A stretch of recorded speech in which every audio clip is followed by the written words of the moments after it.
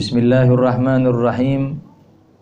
Alhamdulillahi rabbil alamin. Wassalatu wassalamu ala ashrafil anbiya'i wal mursalin Sayyidina Muhammadin wa ala alihi wa sahbihi wa sallim ajma'in. Wa la hawla wa la quwwata illa billahil aliyyil azim. Amma ba'du.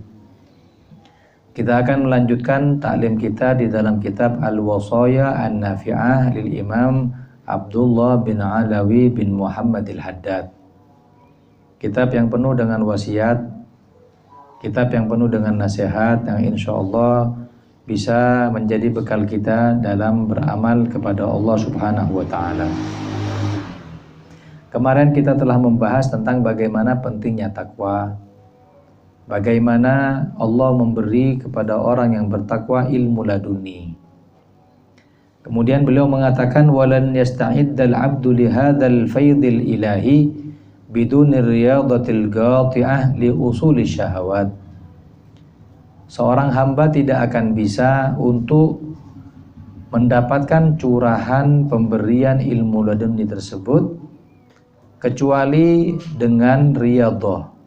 Yang saya bilang kemarin, riyadhah itu mengekang hawa nafsu sedikit demi sedikit. Tanpa itu nggak bisa. Ilmu laduni tidak bisa dipelajari, tapi ilmu laduni itu ilmu yang diberi oleh Allah min ladun hakimin alim, dari sisi zat yang maha mengetahui dan zat yang maha bijaksana. Bahkan ma'at tawajjuh lid-daim ilallah fi qawalibil ibadat, selain dia mengekang hawa nafsunya, juga dia tadi itu tetap melaksanakan amal ibadah seperti biasa. Sholat 5 waktunya jangan ditinggal, kemudian sholat-sholat sunnahnya. Wa bayanu dzalika yastad'i bastan nadhkuruhu fi ba'dil mu'allafat, dan bayangan atau penjelasan sepanjang lebar masalah hawa nafsu tadi itu akan kita bahas di waktu-waktu berikutnya di sebagian karangan saya yang lain, kata beliau. Kenapa? Karena di kitab ini hanya cuplikan-cuplikan wasiat, tidak mendalam bagaimana mengetahui hawa nafsu, cara mengekangnya, cara godaannya dan segala macam. Kemudian kita masuk ke dalam wasiat beliau yang selanjutnya.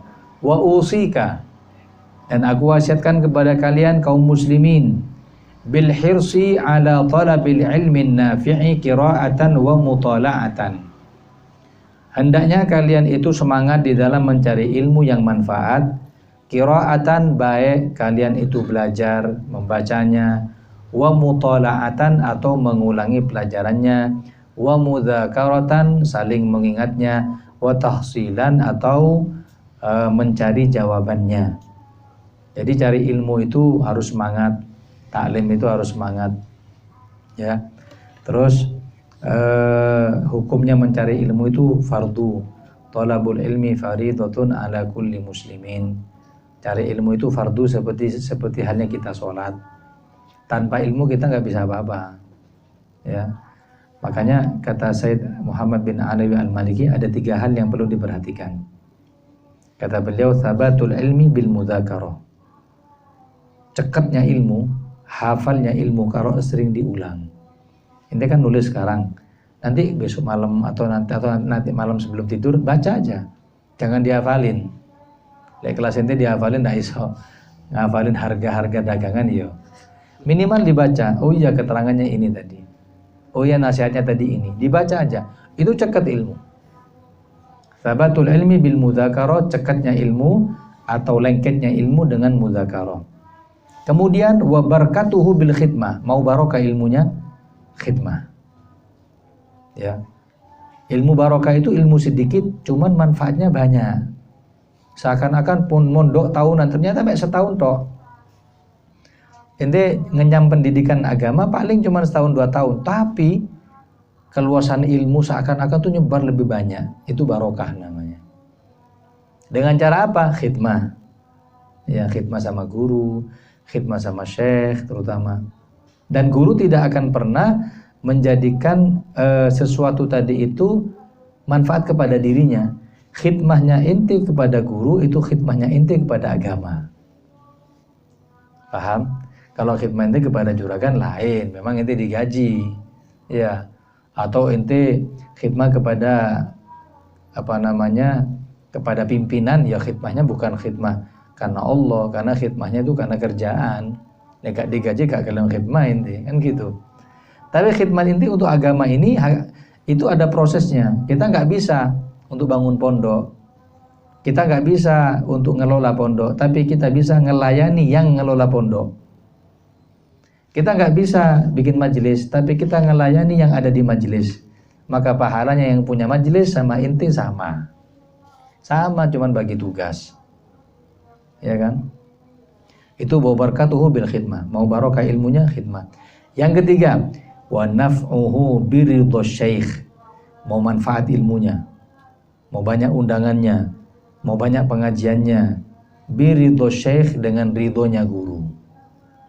Guru ridho, ente manfaat ilmu. Guru nggak ridho, jangan berharap manfaat ilmu. Paling mentok buat ente tok, rek manfaat. Mana manfaat ilmu itu ente bisa ngamalkan apa yang ente pelajari. Lah guru itu ketika sudah mengatakan ana ridho sama ente, masya Allah. Makanya ada perkataan orang cinta guru itu baik, tapi orang dicintai guru itu lebih baik. Ya, kalau ente cinta kepada guru ente punya kebaikan. Ente ini lagi dalam keadaan baik-baik saja, mulia. Tapi kalau guru ente cinta sama ente, Allah kasih kebaikan dari guru kepada ente. Dia punya nilai plus. Beda dong, makom orang mau sama orang dipengeni lain. Orang cinta sama dicintai beda. Ya enggak? Nabi Musa minta kepada Allah untuk melihat. Jadi minta, Rabbi arini anzur ilaiki, Allah saya pengen melihat zatmu. Minta. Tapi Nabi enggak. Nabi diperlihatkan.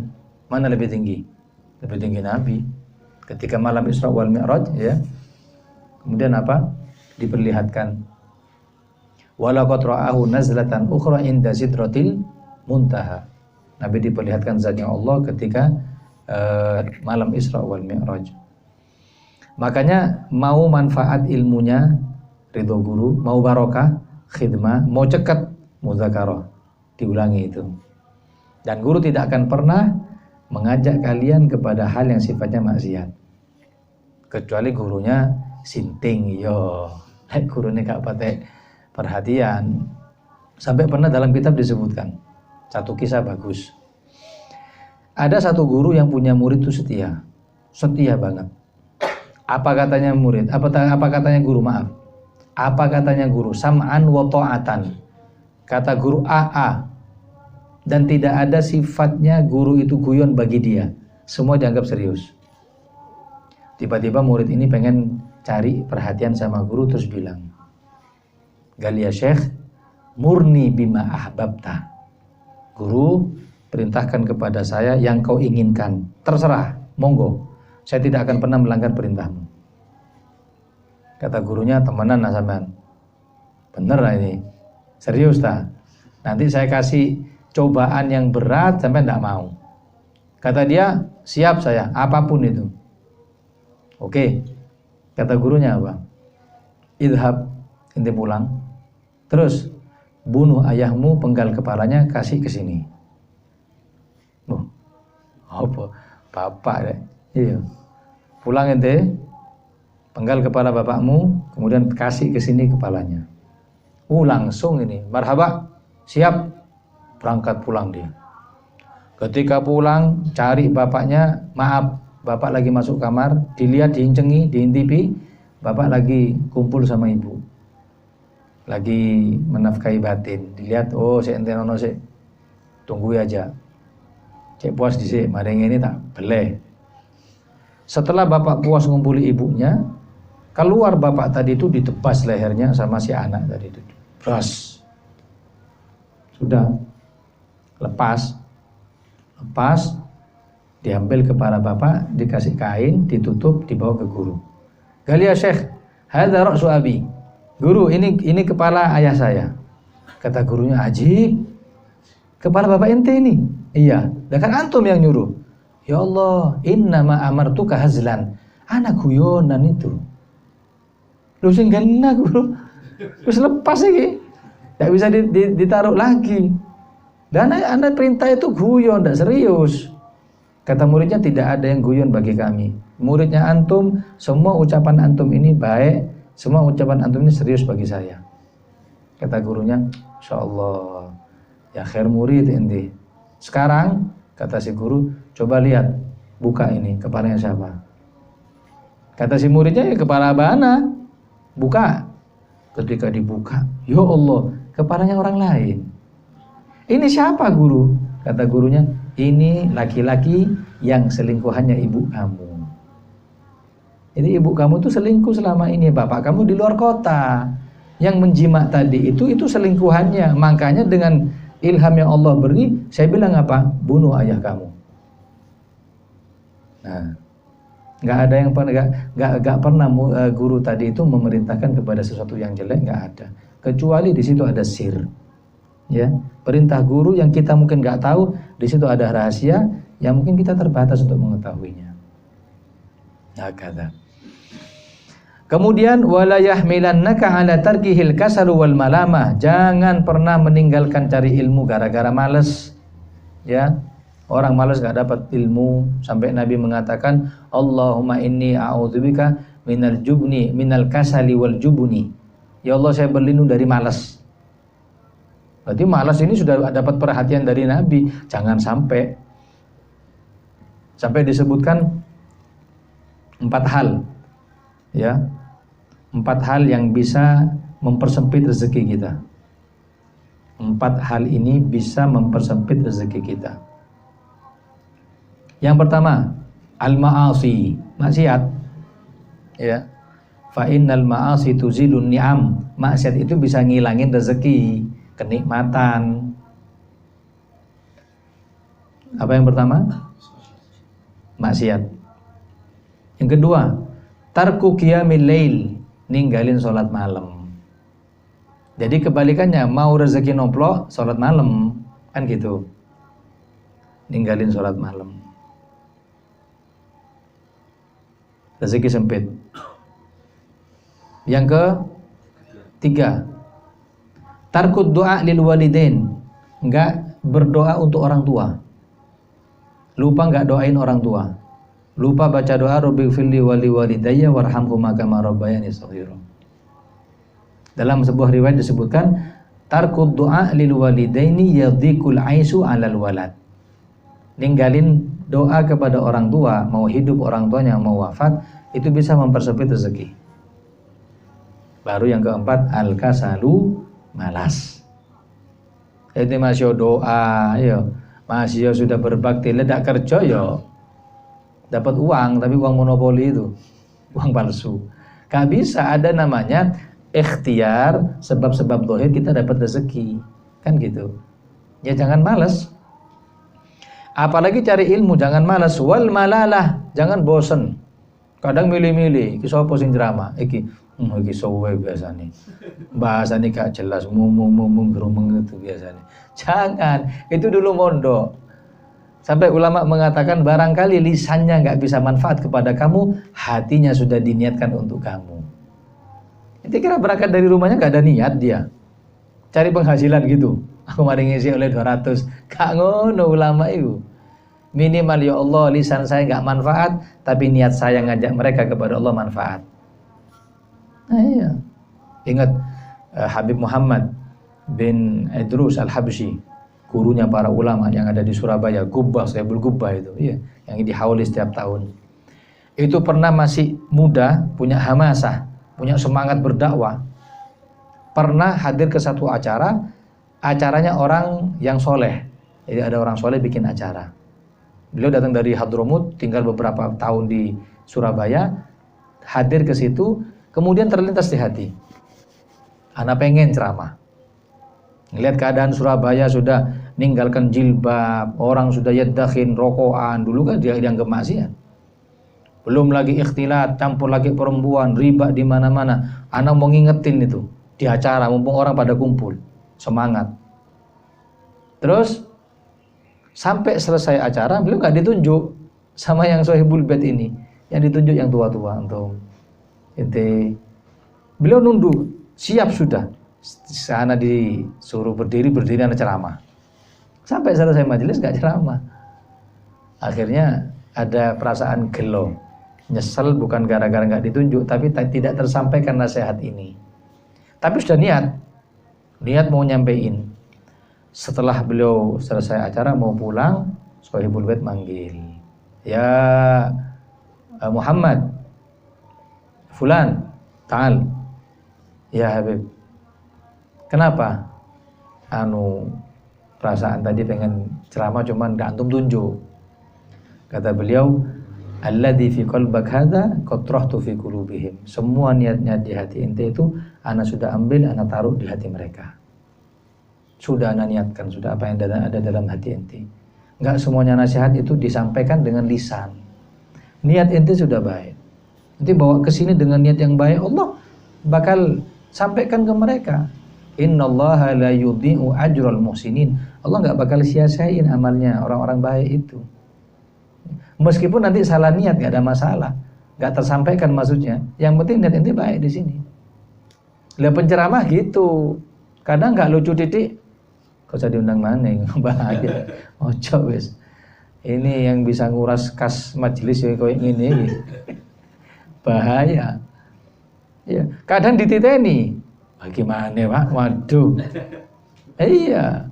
Ada sebagian habaib itu kalau ceramah memang enggak ada yang lucu. Sampai ada satu majelis di Malang tanpa kita sebut. Setiap majelis ini ngundang Habib ini, krunya bilang, sepakat yo, kadi bisaroi lo yo. Bayangkan.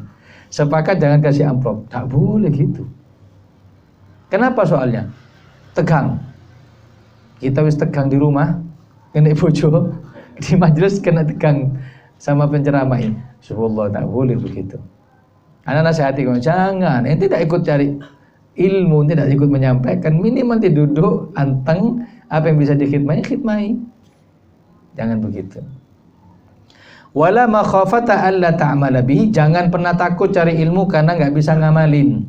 Nanti ada apa taklim itu? Paling dengarkan tok, suruh ngamalin sulit. Loh, ente sudah nggak datang, nggak ngamalin, lah rugi 2 kali ente.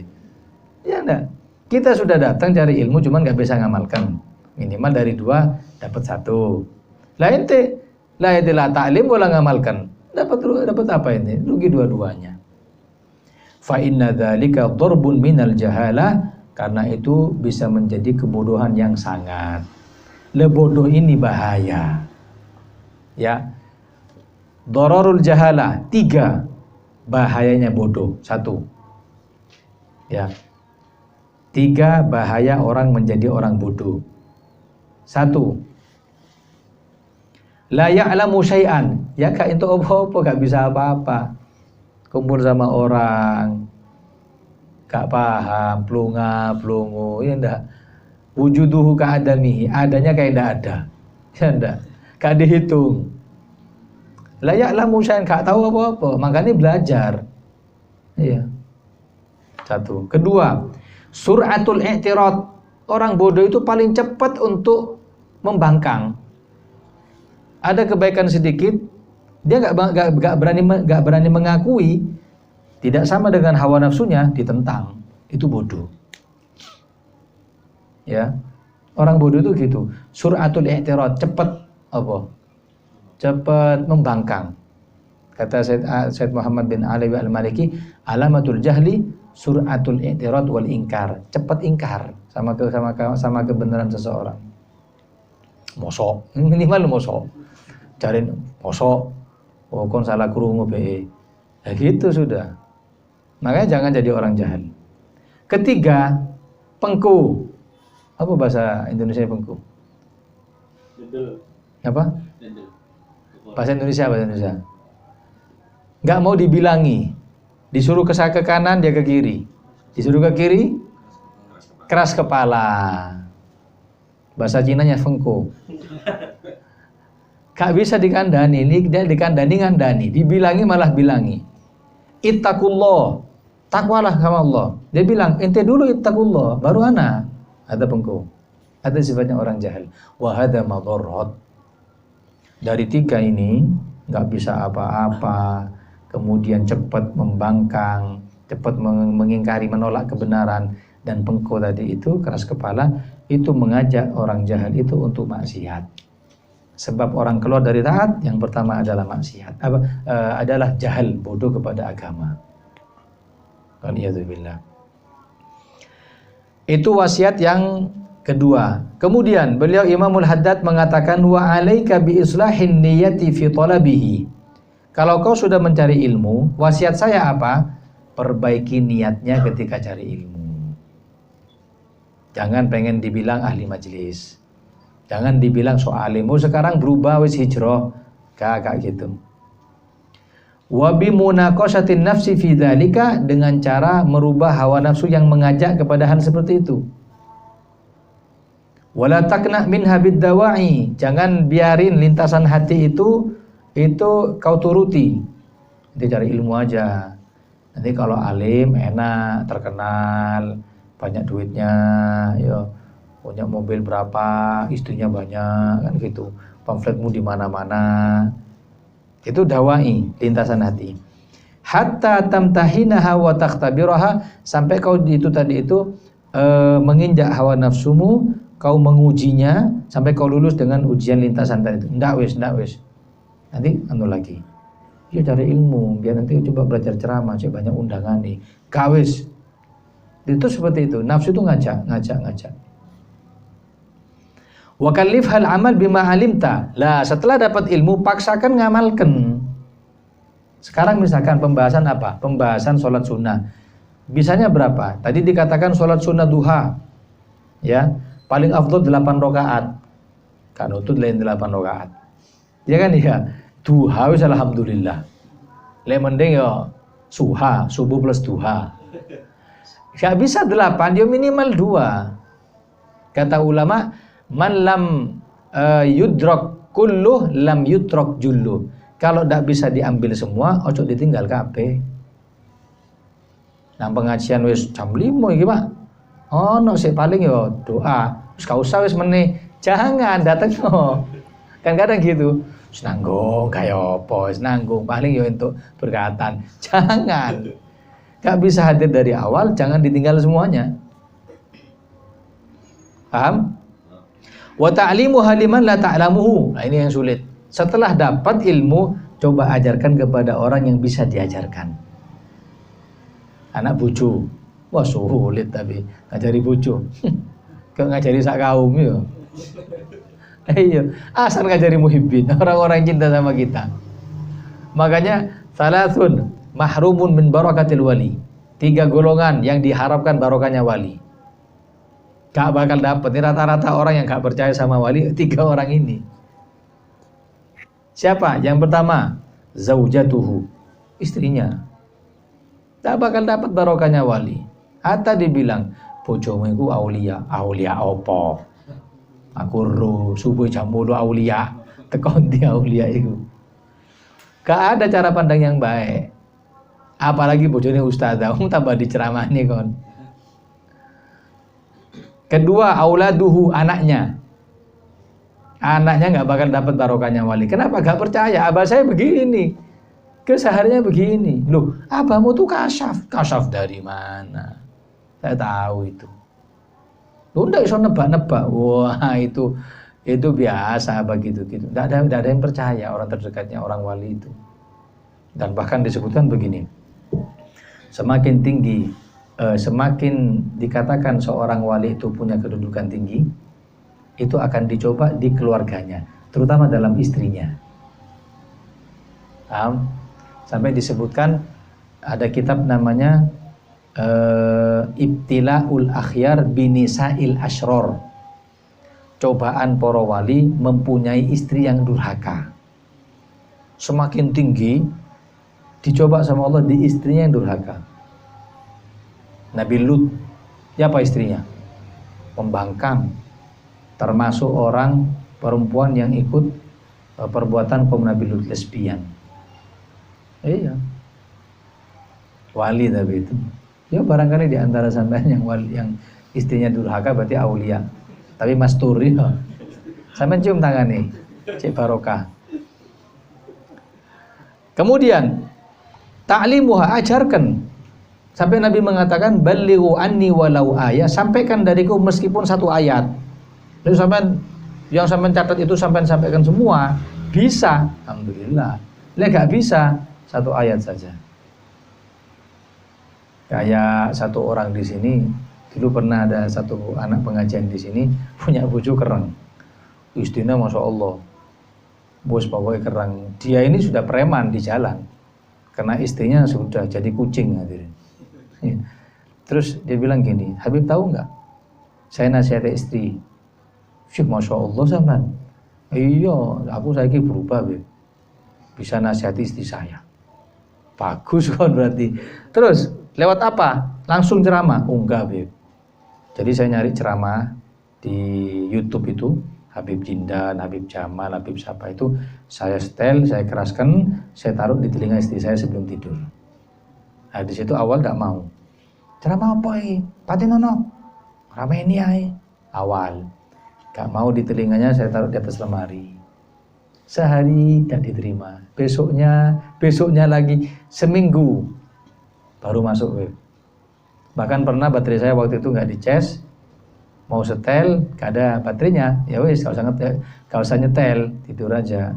Istri bilang, Mas Kak nyetel ceramah tak? Wes masuk iki berarti, masuk Pak Eko, masuk. Lah ada wasilah, ada semuanya. Su'ilta am lam tus'al.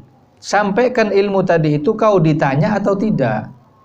Ya mau ditanya, jangan nunggu ilmu ditanya, nggak bisa. Apalagi zaman sekarang, jangan nunggu bola, menjemput bola, iya. Mari mondok 7 tahun, alim biasa. Terus buka pengajian, gak ngejak belas, lunggu deh omah ingin itu. Yuk gak teko wong, gak datang orang. Datang itu orang tuh. Mungkin ada anak-anak mungkin yang gak sholat, datangi, ajak ngobrol. Jangan langsung ngobrol sholat. Tanya, kalimin nas ala qadri uqulihim, kata Nabi, ajak omong sesuai kapasitas otak mereka. Senangannya opo? Bal-balan. Ajak ngomong bal-balan sih. Bal-balan. Masuk, terakhir sholat. Habib Umar dulu gitu. Habib Umar itu ditarim, lihat banyak anak-anak itu lagi senang main bola. Waktu itu Habib Umar sudah dikenal di tarim itu ustadz. Ya, ustadz.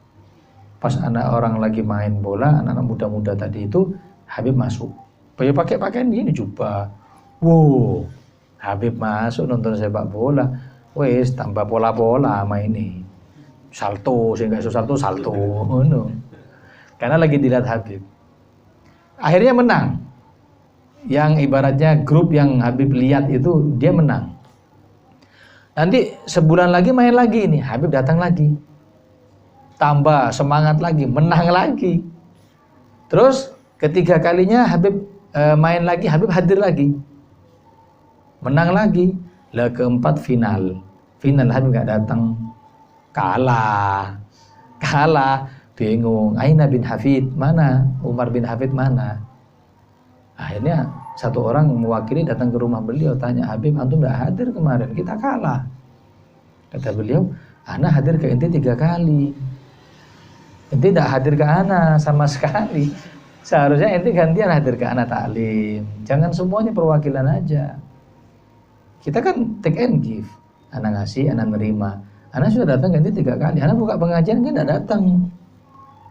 Kata dia, Habib kalau ana datang ke pengajian antum hadir nggak? Hadir. Oh sudah, ana mau datang. Tapi antum hadir. Hadir. Sudah. Subhanallah, hadir ke pengajian meskipun terpaksa. Tidak. Iya, biar untuk mancing Habib hadir ke sana. Besoknya dia main, anak-anak itu main, Habib hadir lagi. Akhirnya Habib nggak datang lagi mereka. Lama-kelamaan baru tahu nikmatnya majelis. Kan keadaan manusia nggak gitu-gitu tok kan. Manusia kena masalah, musibah, pas kena nasihat di masjid di majelis, baru kena. Iyo. Lah apa ada turunan bal-balan. Nah, itu lo ngaji lo. Lah mulai sadar. Sampai waktu dulu pernah, ini ceritanya para senior. Waktu cerita ini disampaikan sama murid pertamanya Habib, terus ditanya, itu tahu enggak yang ngajar di pojok itu? Ya, itu dulu kipernya. Sekarang berubah jadi ustadz ini. Teloan. Nah itu strikernya. Mau enak lah suruh main. Subhanallah, jadi mudarris sekarang. Begitu hadirin. Kemudian wa in qala laka syaitanu la ta'allam hatta tasiru aliman. Nah, setan akan ngomong kepadamu, jangan belajar buat apa. Iya. Ente ini sudah telat kasep pisan. Tetap semua itu dilanggar agar kita bisa cari ilmu. Fakul ana bin nisba ila ma alimtu alimun yajib alayya ta'lim. Aku ini agar menjadi orang yang berilmu harus belajar. Wa bin nisba ila ma lam a'lam muta'allim yajib alayya ta'allum. Dan apapun yang tidak aku ketahui, aku harus belajar. Ilmu itu luas. Kalau ana hanya cukup sampai di sini, ya ana tidak tahu sifat-sifat yang lain, ilmu-ilmu yang lain. Ana harus belajar. Karena bisikan setan seperti itu, kita jawab dengan seperti itu. Hadza fil ilmil wajib wa kullu ma zada alaihi fata'allumuhu wa ta'limuhu minal qurbatil 'azimah. Ini maksudnya adalah taklim yang wajib, bab sholat, bab akidah. Ya. Taklim wajib itu 3. Pertama, tauhid. Sifat wajib bagi Allah, dia harus tahu. Wujud qidam baqa, mukhalafatun lil hawadithi, qiyamuhu bin nafsihi, itu harus hafal itu. Sifat wajib Allah 20, sifat mustahil 20, sifat jaiznya 1, sifat wajib bagi Nabi ada 4. Sifat mustahilnya 4, ya. Sifat jaiznya ada 1. Semuanya ini harus dihafal. Sampai ada namanya ma'lumun minad din bid darurah, pengetahuan agama mendasar. Kalau muslim nggak tahu ini, berdosa. Ya, di dalam kitab tauhid itu disebutkan ada namanya ma'lumun minad din bid darurah, pengetahuan agama secara mendasar. Seperti Nabi lahir di mana, wafatnya di mana, rukun Islam itu berapa, rukun iman berapa, sebutin. Kan gampang ini. Iya kan? Anaknya Nabi berapa, siapa namanya, istrinya Nabi berapa, siapa namanya. Sifat wajib, mustahil. Ini mendasar. Wajib tahu seorang muslim. Kalau nggak tahu, berdosa. Nggak tahu, nggak belajar, berdosa. Tarkun nadhar ma'siyatun, meninggalkan belajar untuk hal yang sepele ini berdosa. Oh iya, sekarang lafaz sholawat lu karo. Saat sholawat tuh yang ya, yang Allahumma sholli ala Muhammad. Lha iku apa salatmu? Kan iya. Ada tebak-tebakan kemarin. Ayo, Nabi lahir di Mekah. Wafat menang. Satu ngacung saya Ustaz. Yo, di Syria. Yo apa? Di Syria Yordania ini. Bukan, Nabi wafat di Thaibah, di Madinah. Karena nggak tahu. Ya gini-gini harus belajar. Nah, sekarang ini mulai disusupkan sama ustadz-ustadz itu lewat TPQ. Seharusnya setelah TPQ itu kita lanjut ke Madin, Madrasah Diniyah, yang sangat mendasar untuk belajar yang gini-gini. Setelah itu kata beliau apa? Wa kullu ma zada alaihi, lebih daripada itu fikih, ada perbedaan pendapat. Ya, kayak sekarang hukum sikat gigi setelah zawal, setelah duhur bagaimana? Itu hukum belajarnya sunnah. Inti belajar dapat pahala, nggak belajar nggak ada masalah. Ya, bagaimana wudunya orang yang pakai perban? Bagaimana menghitung darah haid? Apakah itu darah penyakit atau darah haid? Itu bab lebih. Tahu aja bagi ente. Ente itu bagaimana wudu yang gena, sholatnya gena, puasanya gena. Ketika zakat waktunya punya uang baru mau zakat, baru belajar gak ada masalah. Kapan wajib belajar bab zakat? Setelah punya kewajiban membayar zakat. Ya kalau saya ini gak zakat, kayak apa sama belajar. Mau berangkat haji kapan? Wajib belajar. Kalau sudah mampu untuk berangkat haji, baru belajar. Sekarang belajar haji. Kapan berangkat? Bos, pokoknya belajar di sini. Ya dapat sunnah, dapat pahala, itu bagus. Nah, tapi orang tuh nggak mau begitu. Eman. Kemudian wasihatuha an takuna maksuratun ala iradati wajhillah. Lah semua yang kita tuntut ilmu tadi itu niatkan satu, apa? Cari ridhonya Allah. Ikut perintah Nabi. Utlubul ilma minal mahdi ilal lahdi. Cari ilmu dari masa kita lahir sampai kita wafat. Gitu. Wadarul akhirah, niatkan untuk dapat pahala nanti di akhirat. Duna syai'in akhar min jahin au malin, jangan diniatkan sesuatu yang sifatnya duniawi. Dapat harta, dapat kedudukan, jangan. Dan ada slogan ya, ada slogan. Ada 3 hal. La matara illa biwasitati sahab, wala ilma illa biwasitati kitab, wala wilayata illa biwasitati mihrab. 1. La matara, tidak akan ada hujan illa biwasitati sahab, kecuali ada mendung dulu. Biasanya kalau mendung mau hujan. Jarang panas terus hujan, ini jarang. Paling pas tafsirannya orang-orang beda, lek hujan terus panas pas hujan, lek gak ono sing carok apa maneh? Wewe gomel mana? Iya bener. Wewe gomel. Itu. Tapi rata-rata sebelum hujan pasti mendung dulu. Itu sudah rumusan. Yang kedua, wala ilma illa biwasitati kitab, tidak akan dapat ilmu kecuali belajar. Gak tahu terus diem, itu ilmu didelok tok. Paham opo, moco gak iso ya paham. Gak bisa belajar. Satu-satu belajar. Falaisal mar'u yuladu aliman. Tidak ada orang dilahirkan tahu-tahu punya ilmu, gak ada. Masih bapak yai, ibu nyai. Tiba-tiba punya anak lahir hafal Quran. Ada tak gitu.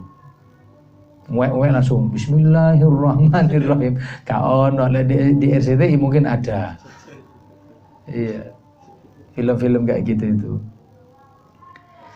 Meskipun ini Ustaz abahnya Habib, uminya Habibah, Syarifah, punya anak langsung hafal Imriti, hafal Zubat, nggak bakalan sudah.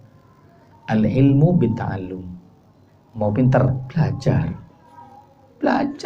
Masya anak Gus, anak Habib, selama tidak belajar tidak bakal punya ilmu. Masya titelmu sudah S apa?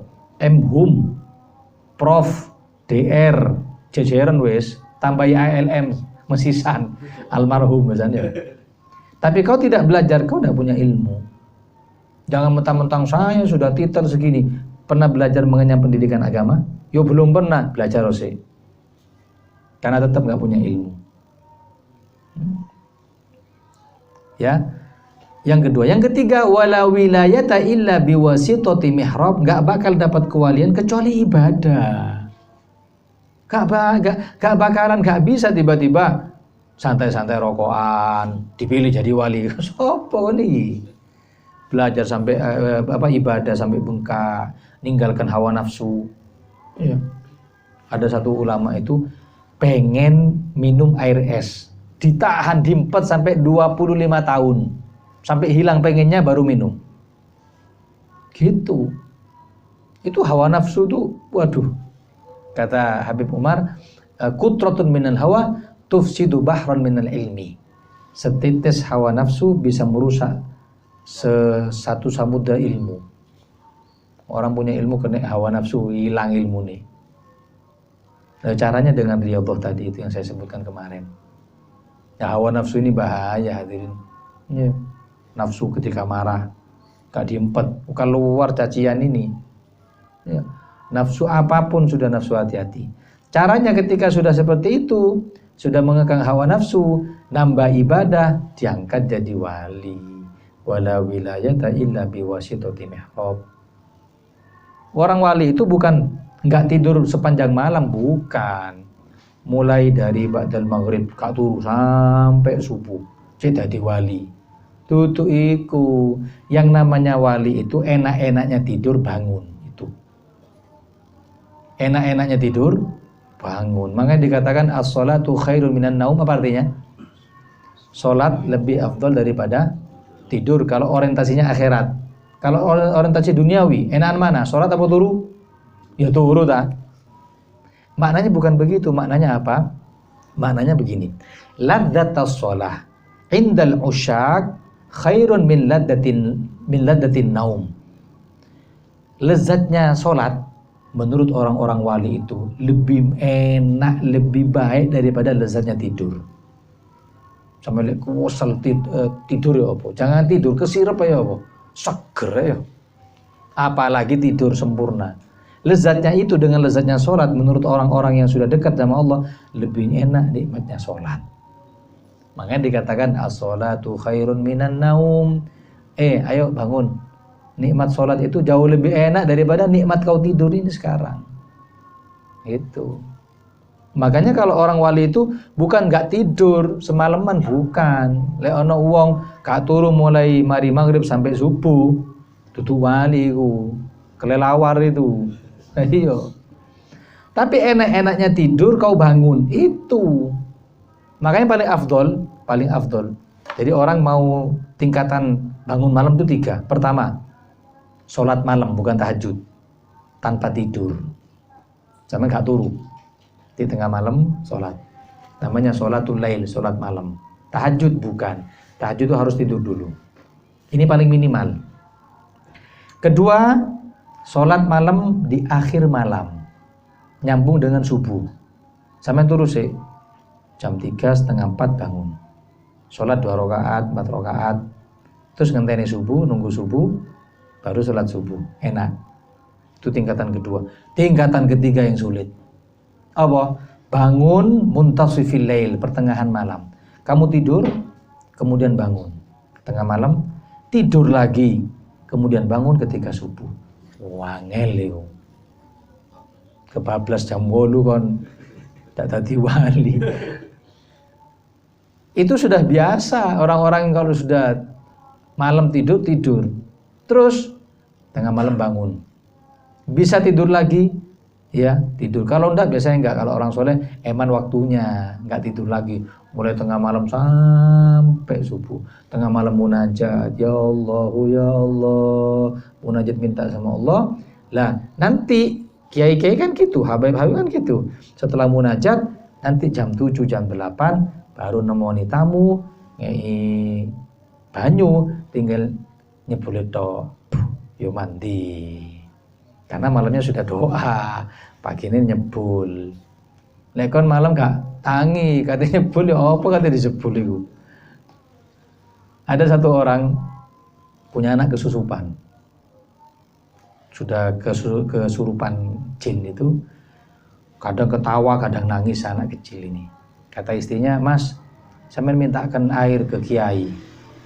Kebetulan dekat dengan pondok pesantren.